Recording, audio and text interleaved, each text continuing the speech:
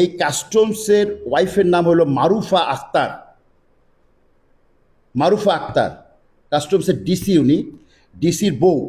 এই মারুফা আক্তার সে 3 কোটি টাকা জামানত দিয়েছে এইটার নেওয়ার জন্যে, এবং 1.5 কোটি টাকা দিয়ে সে এইটার ডেকোরেশন করেছে। অর্থাৎ 4.5 কোটি টাকা খরচ করেছে একজন সরকারি কর্মকর্তার স্ত্রী। সেই স্ত্রী কোনো ধরনের ব্যবসা করে না এবং তার কোনো ধরনের ইনকামের সোর্স নাই, অথচ এই এই টাকা সে কোথায় পেল এটা একটা তদন্ত করার জন্যে এইটা এনবিআর থেকে একটা তদন্ত টিম হয়েছিল এবং সেই টিমটাও ম্যানেজ করা হয়েছে বিভিন্নভাবে। ম্যানেজ করে ওই টিমটা ওই তদন্তটা আগাতে দেওয়া হয় নাই। আমরা মনে করি সরকারি কর্মকর্তা যারা আছে, এই সরকারি কর্মকর্তার নাম হলো মিস্টার আল আমিন, ডিসি কাস্টমস ঢাকা, এখন সে পোস্টিং আছে। তার স্ত্রীর নাম হলো মারুফা আক্তার। মারুফা আক্তারের পিতার নাম মাহবুবুর রহমান এবং বাড়ি নম্বর 207 জিএল রোড নম্বর 1/1 পূর্ব কামাল কাসরা, এখানে তার বাসা।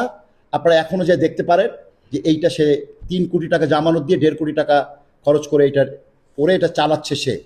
আমাদের প্রশ্ন হলো যে এই যে সুশাসনের জন্য নাগরিক আমরা কেন বলছি, যদি দুর্নীতি রোধ না হয় তাহলে দেশে সুশাসন হওয়া সম্ভব নয়। কাজেই আমরা দুর্নীতি প্রতিরোধ করতে চাই, কৃষকদেরকে বাঁচাতে চাই এবং আমরা এই সমস্ত দুর্নীতি রোধ করতে চাই।